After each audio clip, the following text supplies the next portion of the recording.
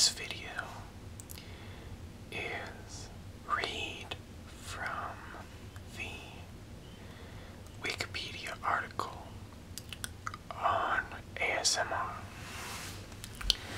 So I'm just going to pull it up on my phone and then just read about ASMR.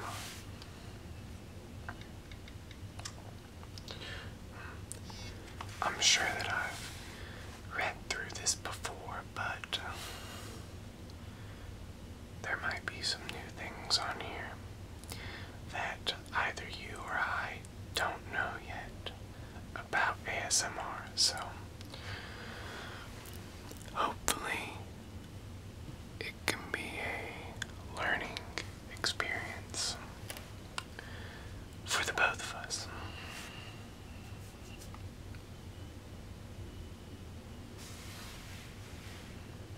Alright. Autonomous sensory meridian response, or ASMR, is a neologism for a perceptual phenomenon characterized as a distinct, pleasurable, tingling sensation in the head, scalp, back, or peripheral regions of the body in response to visual, auditory, tactile, olfactory, and/or cognitive stimuli. The nature and classification of the ASMR phenomenon is controversial.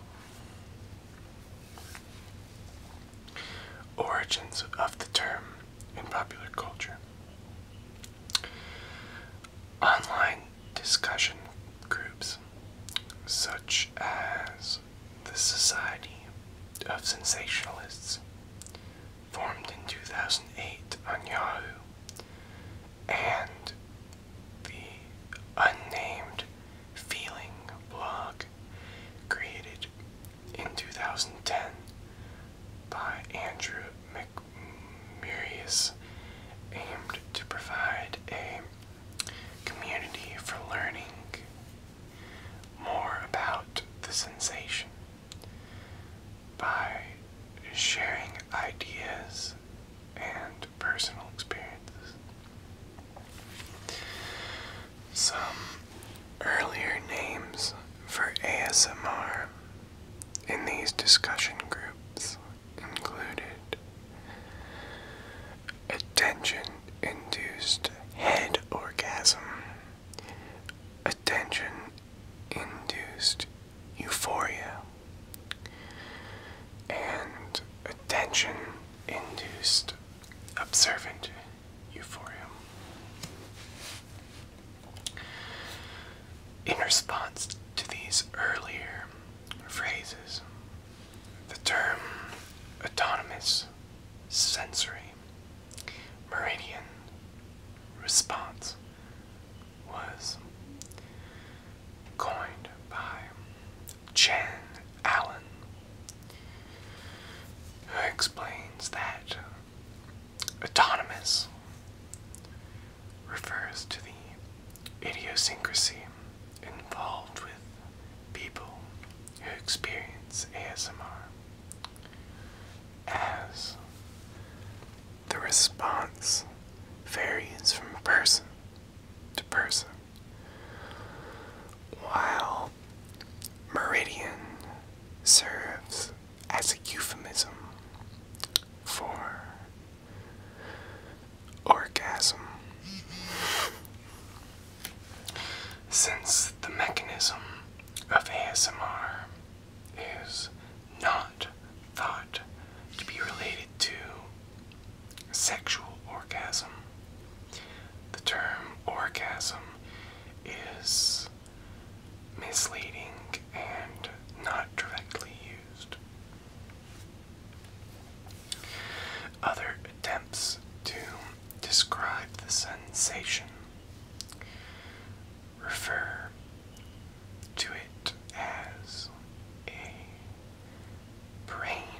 massage, head tingle, brain tingle, spine tingle, and brain orgasm. Not all of this there seem to be a variety of different like levels of references and quotations and citations for all of this. So I'm not sure if everything in this article is readily agreed upon, although it all seems pretty clear-cut at this point.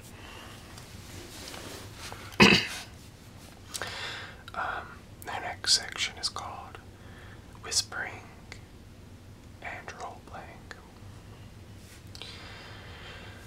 A commonly reported stimulus for ASMR is the sound of whispering.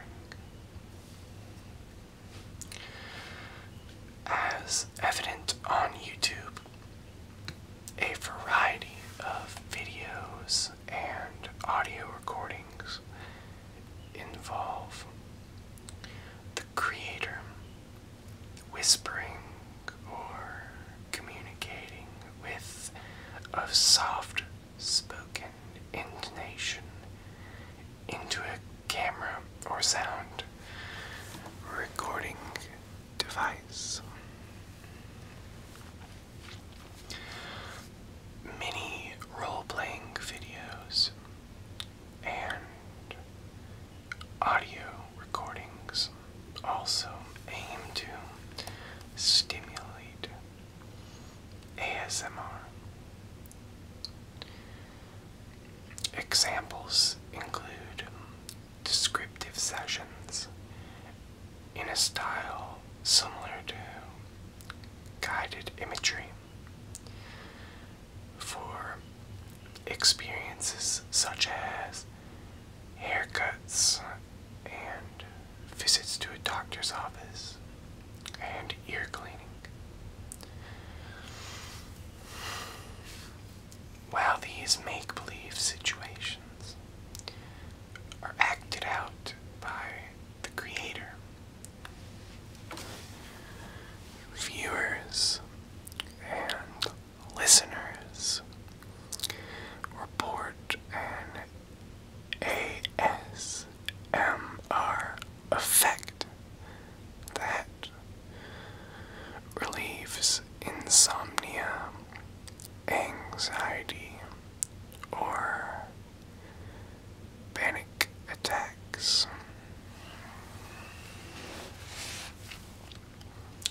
The next section is called media coverage. A conference in the UK included ASMR videos on its list of discussion topics. Coverage of this conference, as reported in Slate magazine, mentioned musician and journalist Rodri Marston introducing ASMR, alternatively called auto-sensory meridian response, as a type of non-sexual role-playing video on YouTube. Articles in the Huffington Post suggest certain triggers for ASMR. The articles mention pleasant, tingling, or buzzing sensations felt in the head, and state that triggers such as the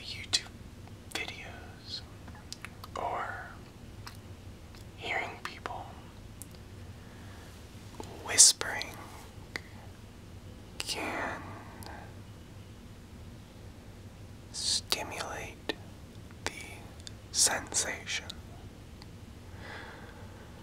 Other triggers may include goal-oriented tasks, soft speaking, role-playing, and music. ASMR was mentioned in a Kotaku article stating that the phenomenon is similar to binaural beats in that sensory triggers, including whispering, stimulate sensations of tingling and euphoria. A post in a British music magazine, New Musical Express, made distinctions between ASMR and frisson, noting that although both responses tend to evoke goosebumps in the observer, the emotional as well as psychological responses are different. Ohio State University School of Music professor David Heron claimed ASMR and cold chill to be different, describing the ASMR effect as clearly, strongly related to the perception of non-threat and altruistic attention, and noting a strong similarity to physical grooming in primates. Non-human primates derive significant pleasure, bordering on euphoria, from being groomed, and Heron states that they groom each other not to get clean, but simply to bond. ASMR has been the topic of various audio and video newscasts. There has also been coverage in traditional and online print publications. A live radio broadcast featured an interview with a man stating that he experiences ASMR and included a discussion of the phenomenon and what triggered it for him. A podcast in the McGill Daily mentions the high prevalence of ASMR videos on YouTube and features different people describing their personal experiences of the feeling. In both media discussions, those who experience the phenomenon stated that ASMR is calming or relaxing and is not associated with sexual arousal.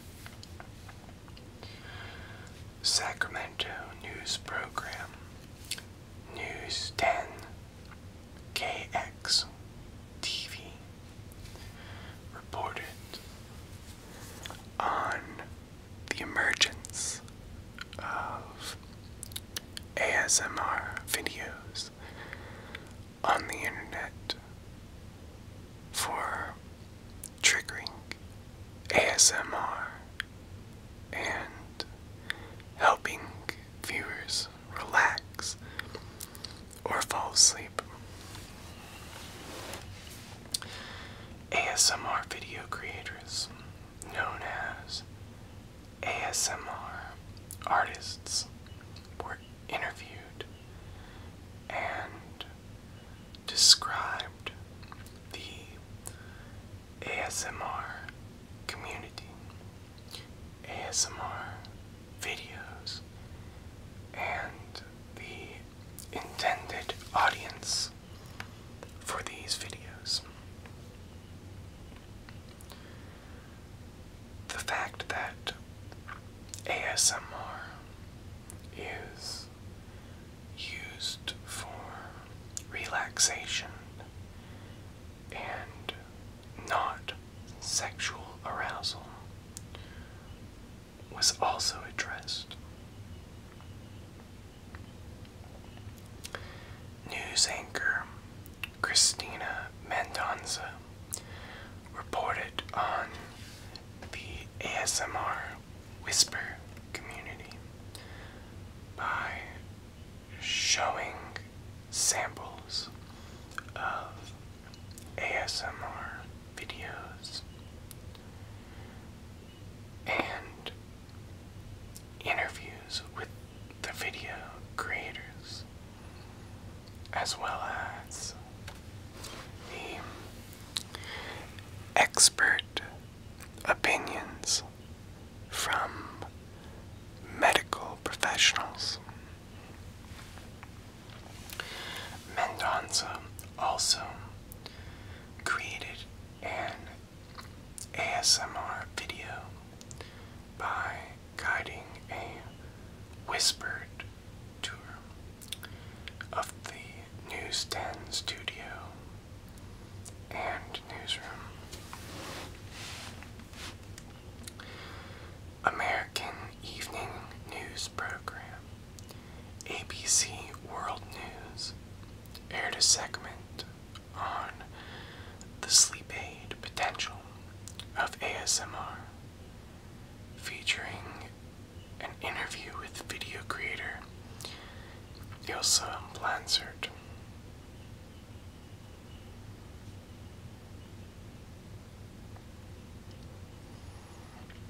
And this is the last section,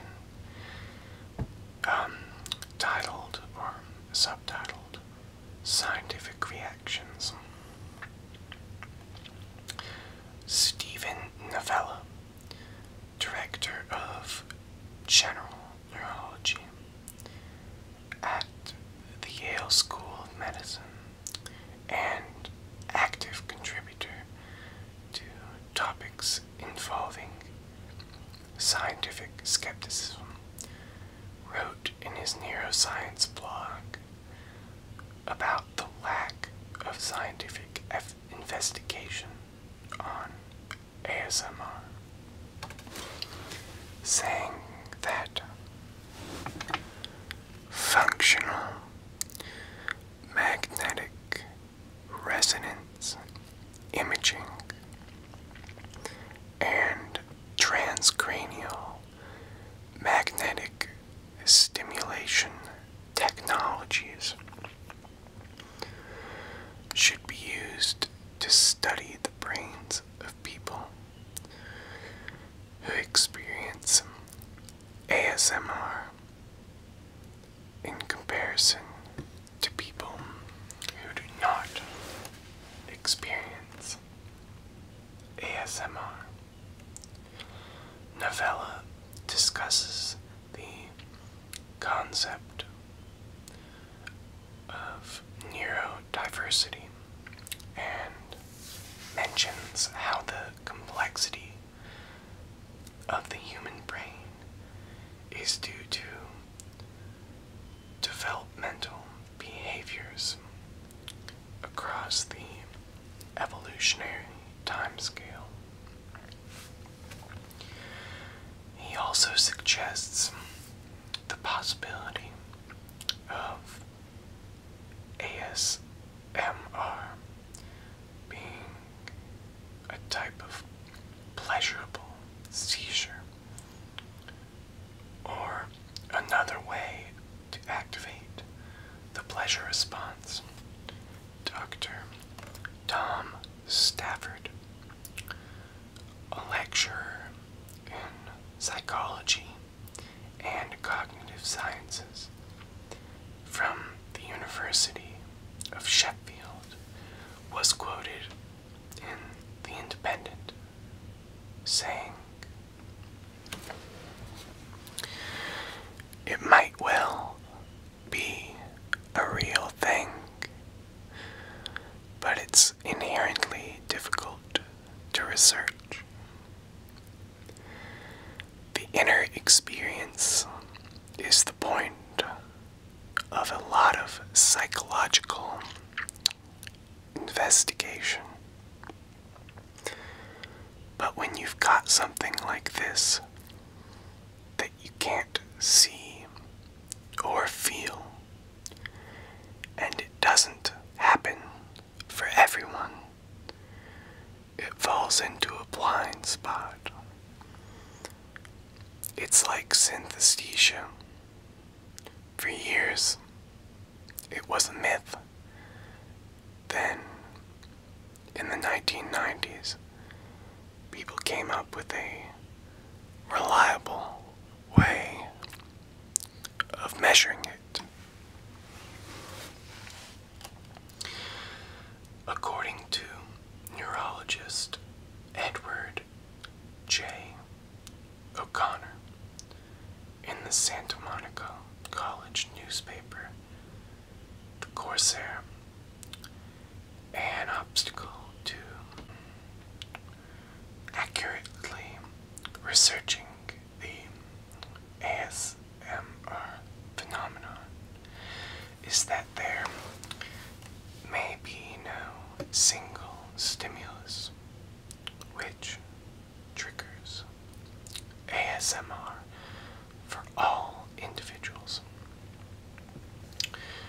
Sleep specialist Dr. Amir Khan of the Sutter Neuroscience Institute advised that using ASMR videos as a sleep aid may not be the best method for quality sleep, and said they may become a habit similar to using a white noise machine or a baby using a pacifier for falling asleep. Psychiatrist Dr. Michael Yasinski supports the legitimacy of ASMR and claims it is similar to meditation, since individuals, through focus and relaxation, may shut down parts of the brain responsible for stress and anxiety. There is a lack of scientific evidence that ASMR has any general benefits or harms.